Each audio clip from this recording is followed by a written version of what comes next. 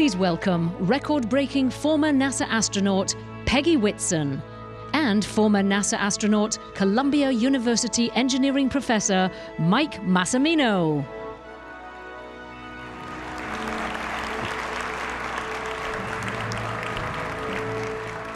Thank you.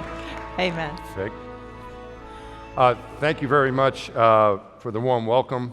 It's really a pleasure for both of us to be here. I'm here with one of my good friends, Peggy Whitson. We've known each other a long time, and we have a picture to prove it. Can we see it? Where is it? No, I haven't got it up yet. What's that? There we go. All right, so this is our official astronaut class photo. It was taken in 1996. You can see Peggy, you can find her very easily because she still looks the same. I'm a little bit harder to find. I am second row from the top, third from the left. And if you look at my head there and look at it now, this is what spaceflight can do to you. Okay, my hair was not this color back then, but Peggy still looks the same.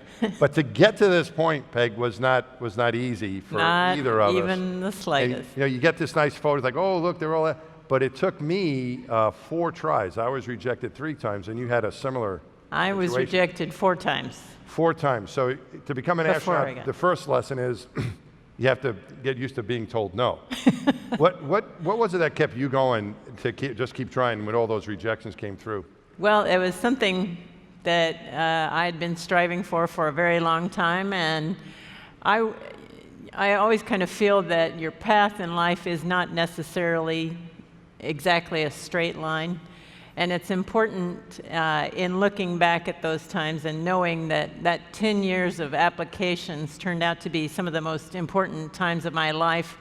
And that's something to keep in mind, because if you are always trying to make the most of your situation, even if you're not exactly where you want to be, you can always achieve so much more than you might even imagine. So I was doing some negotiations in Russia and things like that, leadership challenges that ended up really paying off and actually ended up giving me more opportunities when I later did become an astronaut.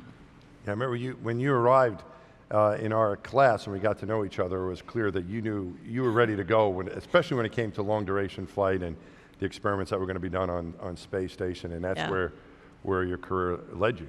Yeah. So let's talk about your career a little bit. We have some of Peggy's highlights that you can see here. First female commander of the International Space Station.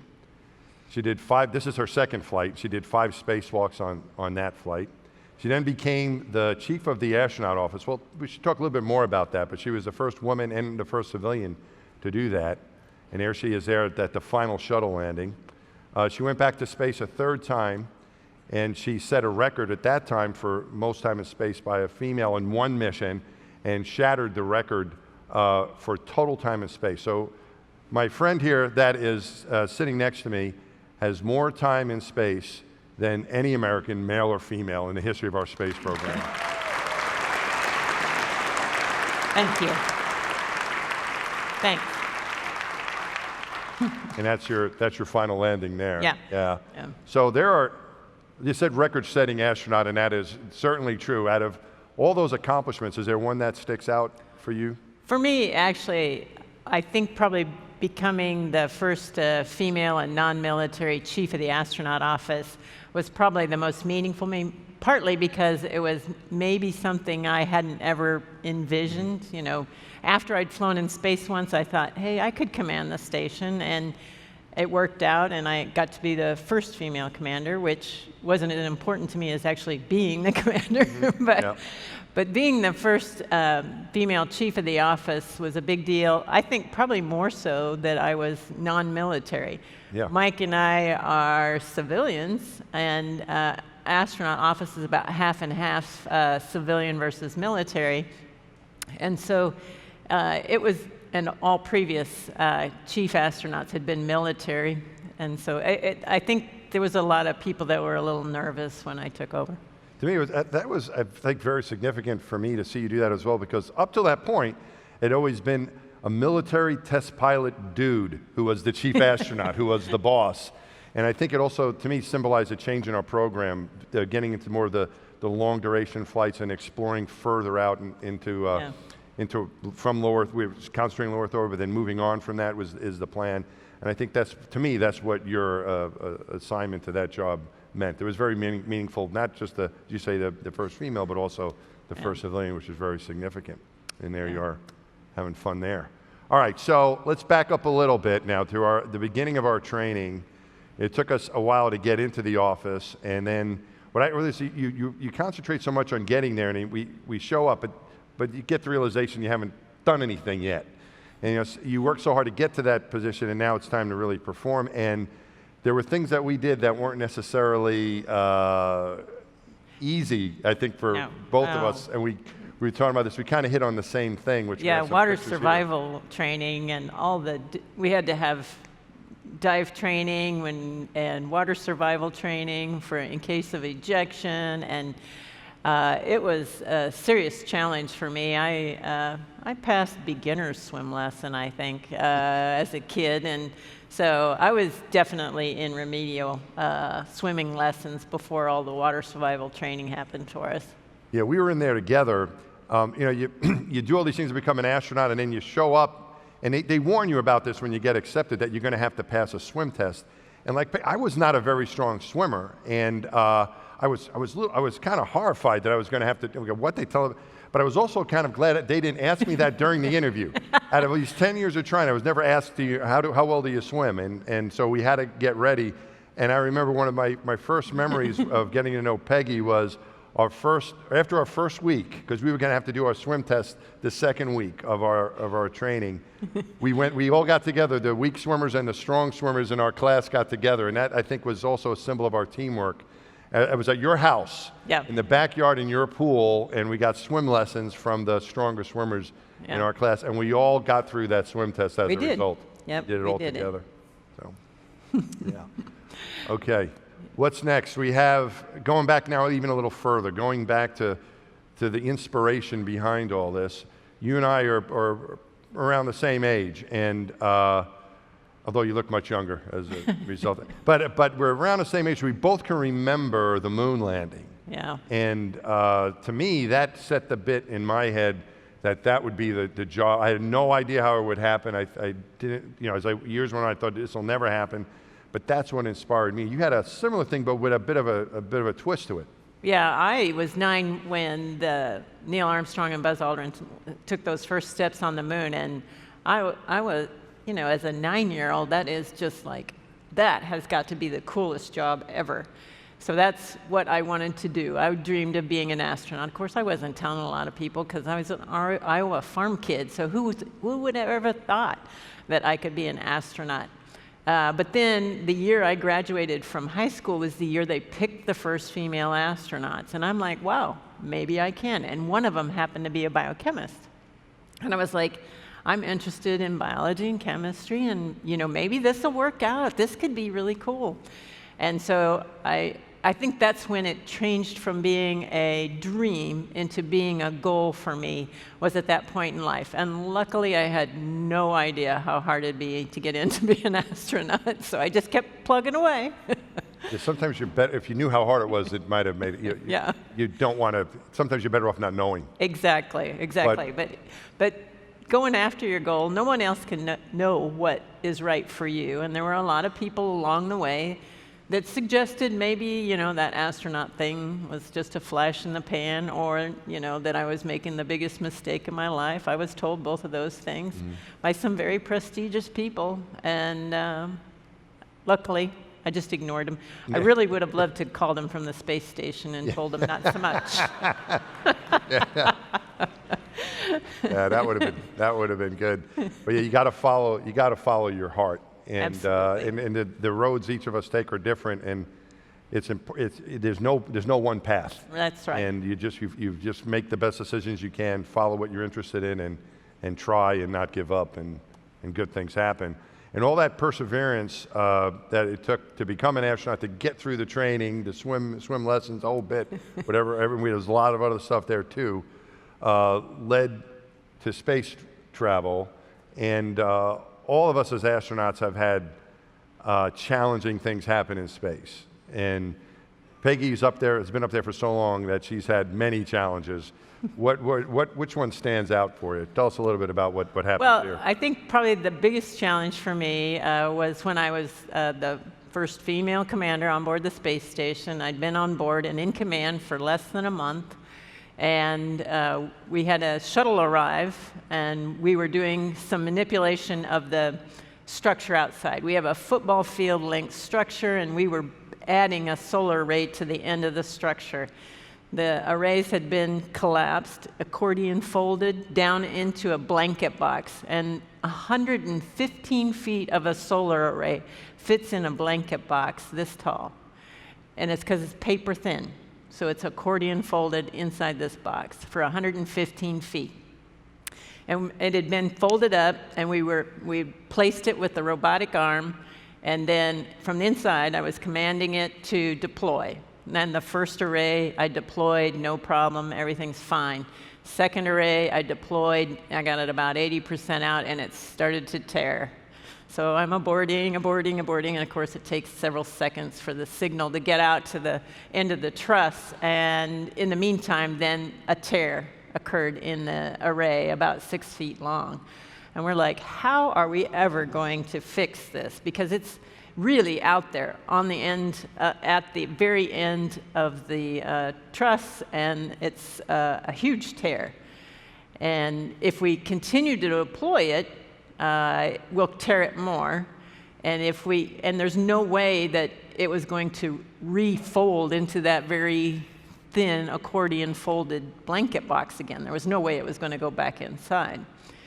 And the shuttle couldn't undock with the array partially deployed because it could, the vibrations from the shuttle undocking could potentially break the array off, and it could hit the shuttle, it could hit the station.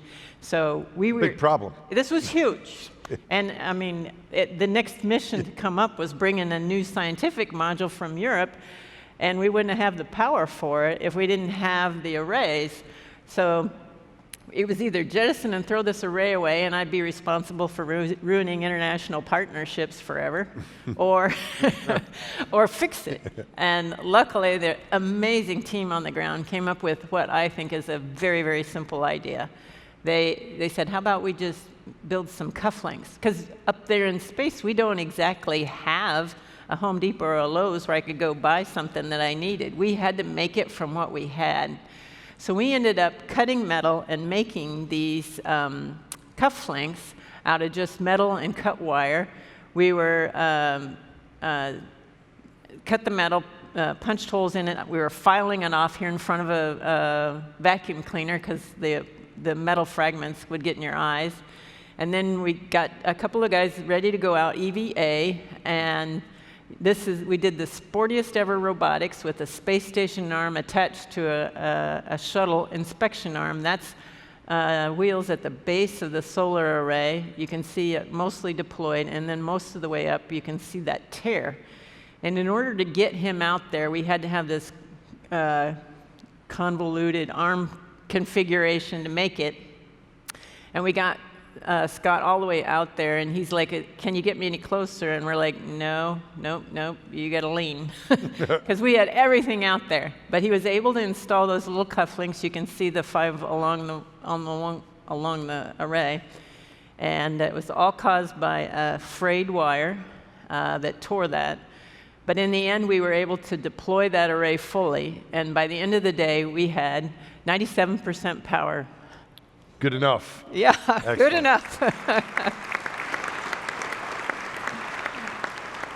Yeah, it was quite exciting to watch this. I was training for my second flight while they were doing this, and we were watching and seeing what was happening, and it was really quite dramatic, that whole repair. One of the most challenging things we ever had to do, and the team came through. Absolutely. And you're like you said, you're stuck there without any Home Depot. What are we going to do to get the job done? And I think it's an example of what the control center can do for us. And you know, just like the people in this room support their customers are there when they need help, we have the control center to help us. And sometimes it's on the spot in the moment. On my flight, I made a terrible mistake. It's something I couldn't believe I had done after I had done this. I stripped a screw on when I was trying to repair an instrument, and there was no way to continue with the repair. And I realized what had happened. I had stripped this screw. This handrail wasn't going to come off. I wouldn't be able to access the power supply. We wouldn't bring this scientific instrument on the Hubble Space Telescope back to life. We would never find out if there was life in the universe, and everyone in the world would be blaming me.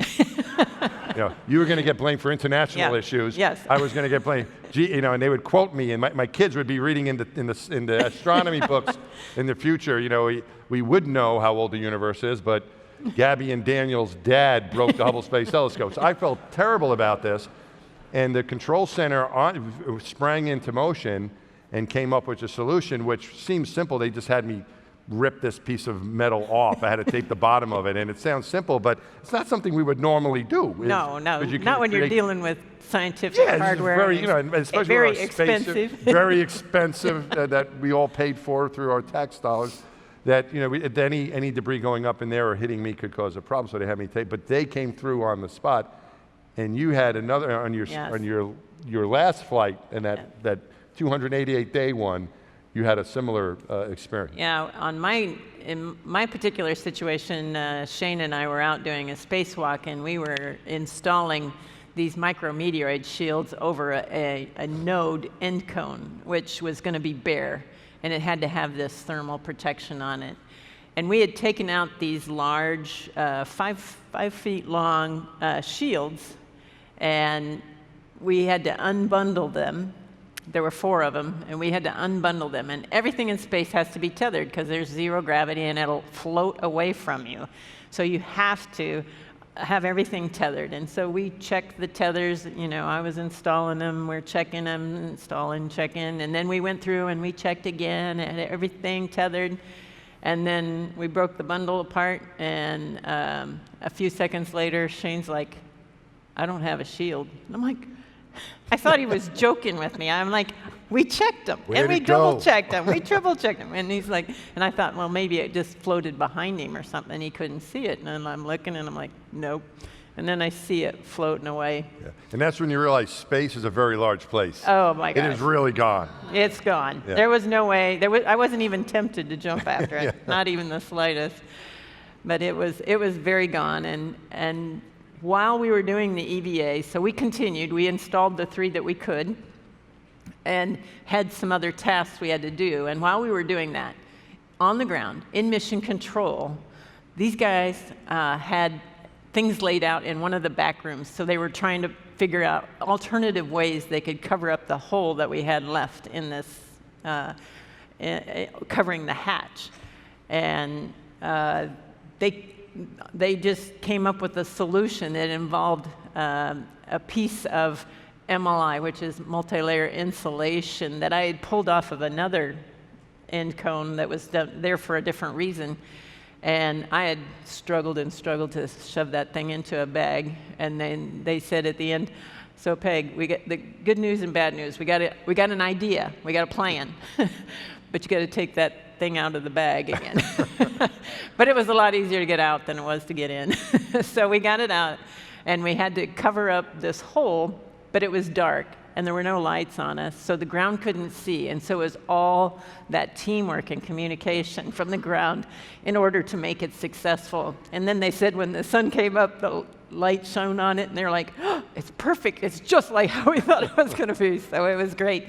But it was mission control that did it. And they came up with a solution real time. It wasn't the perfect solution, but it worked, and it was timely. And sometimes it's not the most elegant solution. It's just the one that works is the best one. There are 2 things that strike me about that. You can applaud if you like. I thought I heard that's fine. You can do that anytime you like. Saving the day again. But there's 2 things that strike me about that. One is that when you make a mistake like that, you feel awful. Yeah. But you're outside spacewalking and you're doing something that is important and people are counting on you. You kind of have to put that mistake behind you. As bad as unthinkable, and that's kind of like a nightmare when something like that happens. I cannot believe that happened. You kind of have to put that. Was that what you were? Did you have to consciously do that? Absolutely. And it was interesting because the ground team told me afterwards that everybody in mission control sat for a second and was like, what? What the hell are we going to do, you know? Yeah. And I spotted the shield floating away, and anytime you lose something, you're never supposed to lose anything, but anytime you lose something, you're supposed to tell them what direction it's going and how fast and all that. And so I called out and told them that. Yeah. And then they said everybody sprung into action. Yeah. So they were going through the same panic that I had. And it was like, ah!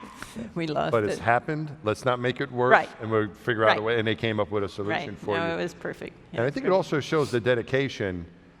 Sometimes you don't, you know that team is there. When you make a mistake, sometimes you forget that help is there, because they're away from you, they're down on the ground. Right. But they're so dedicated to help, just like all of you are, to help the people you're working with. But sometimes it's easy to forget that, and then we're reminded of it. And the thing that struck me about that team was, I felt like over the years I learned that our success was their success. Yeah. And that's unusual. They wanted us to be successful, and if we had a problem, it was their problem, and they weren't going to leave us out to hanging out to dry. They were going to do whatever they could to help us, and I think that's a great story. Cool. All right, you can see some of those people there. All right. Now, all right, this I like this. All right, so a lot of astronauts get nicknames, and some are really cool, and some are not so cool, and some you're happy with, and some you're not happy with. My astronaut nickname was Mass. It was just short for my last name, Massimino. So it wasn't much creativity on that one, but you have a really cool one. Peggy's nickname is... Actually... No. No. What is it? It's Space Ninja. Space Ninja, yes, Space Ninja. And I actually... That's a cool nickname. I had actually not gotten away with not getting a nickname for most of my career. Yeah, and you on just Peg. Yeah. On my last space flight, I broke all the cumulative time in space records for every U.S. astronaut. And the young gentleman that was flying with me, Jack Fisher, he's a nickname kind of guy, and Two Fish is his nickname. He came up with the Space Ninja nickname, and it was his whole goal throughout the mission to try and get mission control to call me the Space Ninja, which by the end of the mission they finally did. So he was pleased. So now you know what astronauts are really thinking about. How can I get mission control to call Peggy? But that is a very cool nickname. All right, so let's move on to the human element and diversity, right? And we think of diversity, I think what comes to mind when I hear it is we're thinking about diversity in gender and in ethnicity. But I think at NASA it was those things. Yeah. But it was also an importance to get the job done, to accomplish these amazing things, was to have diversity of thought and of culture. And tell us a little bit about that. So I agree very much. I think the strength of NASA is having those different thought processes. And it's not just those thought processes, as you said, of gender or ethnicity. But on board the International Space Station, this whole vehicle, which is the length of a football field long, the pressurized section is greater than a 747. It's got 15 school bus-sized modules connected together for that pressurized section. Each of the solar array wings is 115 feet long. It was built in space, traveling at 17,500 miles an hour. And that and from pieces and parts that came from all over the world. I think that's just a huge testament of what that kind of a diversity can bring together and the capability that we have. And, you know, on a much smaller scale on board the space station, you know, as crews, we, you know, tried to engender and promote those differences because it is important. And I think the strength of the astronaut office is having those different thought processes, because you have a biochemist, you have an engineer, you have a pilot, you have some guy that, you know, ran tanks. There's all different kinds of backgrounds and approaches to problems and how to solve things. And I really think that makes NASA very strong. and very good at problem solving. And so I really appreciate that perspective of what space has given us. Yeah, it's pretty. I remember one of our first briefings on the space station when we were new astronauts, and I remember sitting in the classroom listening to all these pieces that had to fit together from all over the world. And this was before we had anything launched. 98 was the first time we launched a piece of equipment for the space station, and so we became astronauts in '96. And I remember listening to this. I'm like, this.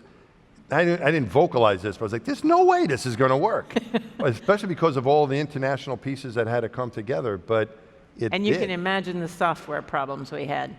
Yeah, exactly. There were a few, a lot of them along the way that had to be overcome. Spurious caution alarms or warning alarms going off in the middle of the night. You're trying to figure out what was going on, and just different messages getting mixed up, going and crossing over the connections between the modules. So it was very interesting. But all those startups, those startup problems, that we were able to solve those. And I remember Alan Bean, the moonwalker, came and spoke to our class early on. I remember he said something that related to this, about the diversity of thought, that he said if everyone thinks the same way, they would have never gotten to the moon. You have to have people who think differently, and if everyone thinks the same way, you'll never build space station. You need that diversity, and you need to be open to it. You may not agree with what someone else is saying, but you need to be open to hear it, because that's the only way you're going to do these big things that we're trying to do, these impossible things. And it is the human element that makes every group stronger, in my opinion. Yeah, getting that all to work together. Okay. We're going to talk a little more about mission control here and about the help we get, the protection we get. I know the audience here is here about protecting their clients, their organizations, their colleagues from threats. And we had the control center not only helping us with getting our job done and coming up with these really great ideas to make us successful, but also keeping us safe. Yes, yeah. And so, and there are intricate procedures that the mission control has to follow to help protect and make sure that we are protected on board. And from the being in space perspective, it was relatively easy because we're relatively isolated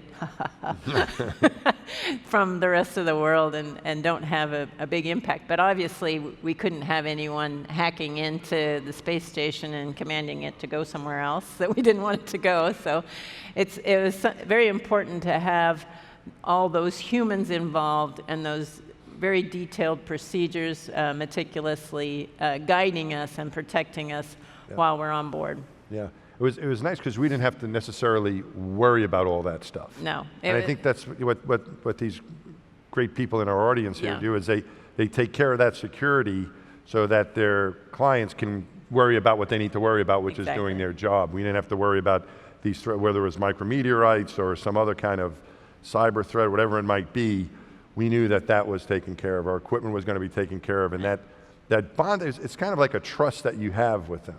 Yeah, that you have that trust that they'll take care of that part of it, and we'll concentrate on doing our job, which was a great way to go to work. It absolutely is.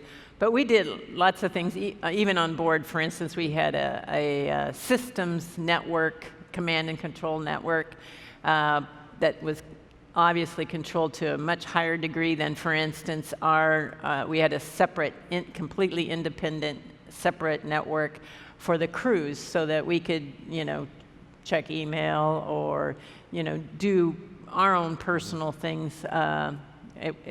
We had, I would call dial-up speed internet, but it was not anything to shake a stick at, but, it was separate from all our systems and critical information. That helped us define and allow us to have something as a crew member when you're living up there for months, to have access to your family and friends that way. It was pretty important to us. So having the appropriate security levels for the appropriate activities that you're doing is very, very important, even in space. Yeah, and I think that was a big step, because your first flight, you didn't have that.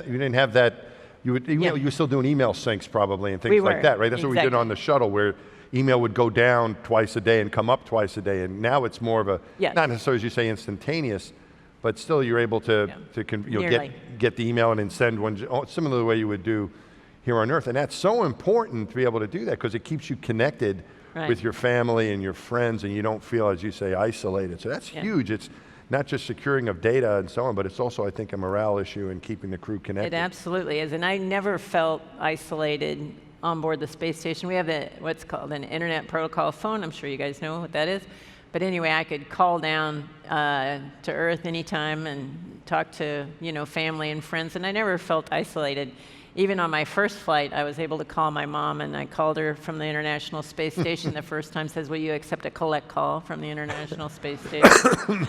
She's like, I can't believe you're really up there. Of course, at that time, our delay was pretty good. You had to have a couple of second delay for the conversation, so you had to get used to the timing. And since then, it's improved quite a bit, and not so much of a delay. But I think it's going to be very different in our future exploration, because you're not going to have those same things happening. Yeah. Okay, our beautiful planet, and these are some amazing views taken from space station. Seeing our Earth from space for me was life changing, and. It's a paradise, and I can't imagine any place being more beautiful. My flights, though, were 2 weeks at a time, and a lot of spacewalking and other things. Not that much time looking out the window. Maybe a couple days. We got delayed by weather. I was able to enjoy the view, but you were up there for 665 days total. Yeah. How did that change you from when your first flight to you've gotten to see more of our planet than anyone. What was that like? It is always gorgeous. I mean, you just don't get tired of looking at it. As we're going around the Earth's precessing under us 15 degrees, so you're always looking at a little bit different piece of the Earth. The sun and the lighting is a little bit different, so it doesn't ever get old, because you'll always find something you never saw before, even though you'd been maybe over this place on the Earth many, many times. But what really impresses me and strikes me a lot about looking at our planet Earth is realizing that this Earth has, oxygen, removes carbon dioxide, provides a temperature range that's livable. It gives us an environment that is safe for us to live in, protected from radiation. All these things are provided by planet Earth. And especially when you're up in an artificial space station and, things are not working the way they should all the time. You're having to fix the toilet, and the, carbon dioxide removal system's not always working. It gives you a huge respect for what this planet has and what it provides for us. And the atmosphere is so thin and so small a part of our planet that it just really gives me an appreciation for what we have down here. And I like to call it Spaceship Earth, because this is the best spaceship right down here, and we're just trying to replicate something up there, which is going to enable us to go to other places, but it's challenging. And recognizing those challenges makes it really interesting for us. But the other thing that always strikes me about looking out the window is when you look away from the planet.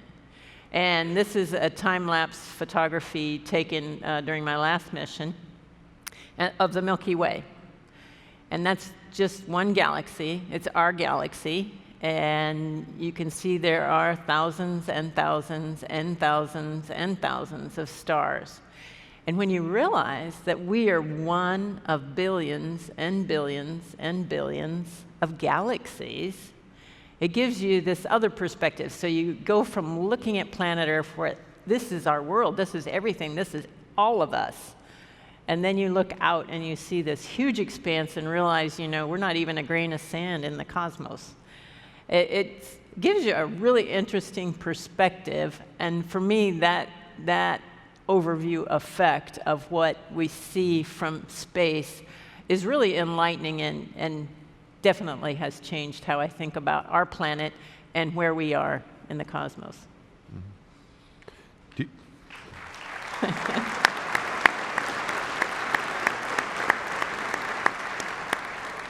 So do you think I've never asked Peggy this question. Do you think we're alone? Absolutely not. I feel they're around all those stars or planets. You know, we had the Kepler planet hunter out there, and in less than a couple of years came up with like 3,000 or 4,000 potentially habitable places. So no, I think we will definitely find life out there. It's not necessarily going to look like us, but we will find life out there, and it's just by the numbers has to be true. Yeah, when you think of all the possibilities, there almost has to be something else out there. But it struck me while I was during one of my spacewalks looking at our planet that, yeah, there probably is something else out there, but I don't know if there's anything quite as beautiful as our planet. Yeah. And if we find some other living place, we should challenge them to a beauty contest for planets. I think we will win because it's such that beautiful. All right, another picture of the moon. We were talking about this earlier. It's space station. The first element launch was 1998, but the first time we had humans on board was in 2000. Yeah. We're coming up on the 20th anniversary of always having people in space. So that means all our kids, teenagers, kids in school now have grown up in a world where there's always humans in space. We've had that permanent presence. We hopefully have a lot of good years left on the space station, but where do you think we're headed next? Well, obviously everybody's heard of the Artemis program and heading back to the moon, and I think that's really, really important stepping stone for us. I think we need to learn, in order to do planetary exploration, for instance, on Mars, we have to test a few things out on the moon, because the moon's only 4 days away, whereas Mars, with conventional engines, is 6 to 9 months away. So, you know, if something happens or goes wrong, we can get back from the moon relatively quickly, but we can't get back from Mars quickly, not at all. We either go and stay for a month or go and stay for a year because of the way the planets line up. It's just going to take you too long otherwise. So you need to have a good working system. You don't want to have a lot of broken toilets going in. You need to know, and you need to know how to, like for instance, on board the space station, we're doing 3D modeling and building, you know, with 3D printing, different things. And we're going to have to be able to do a lot of that sort of thing in the future. And it's going to be really important incorporating not only international partners, but our commercial partners too. I think that's going to be really important in our future because it's going to take all of us together. Going to space is really expensive, but it challenges us to do so much more. It challenges us to find new solutions and develop our technologies that benefit here on Earth as well as in space. Yeah, it's a huge step. The moon, you think the moon is next though, yeah? And then on to Mars. Because Mars, you know, when we talked about the help from the control center, we were just a couple seconds away being in low Earth orbit. When you're on the moon, it's still just a couple seconds. But you go to Mars, and we're talking about a round-trip delay for getting help from the control center of about 40 minutes. 40 minutes. So you're going to say, Houston, we have a problem, and 40 minutes later, someone's going to say, oh, what was that? You know, you're going to have to be able to figure stuff out on your own, and that's going to be a huge jump. Yeah. Big challenge. Yeah. You know, so we're dreaming about going to these places. These are some Hubble images, star nursery, birth of star and a dying star on the right, and these are images taken by the Hubble Space Telescope that I got to work on. Magnificent machine that takes us to places we can only dream about going. You know, we're able to send probes to these different places, rovers on Mars and so on, and Hubble shows us where we can go, but we need a better way to travel to get out to these places. We can admire them from a distance. Yeah, we definitely need warp drive. That's another leap. Warp drive. Yeah, warp drive. Warp drive. So for now, you know, the moon and Mars, and then eventually warp drive.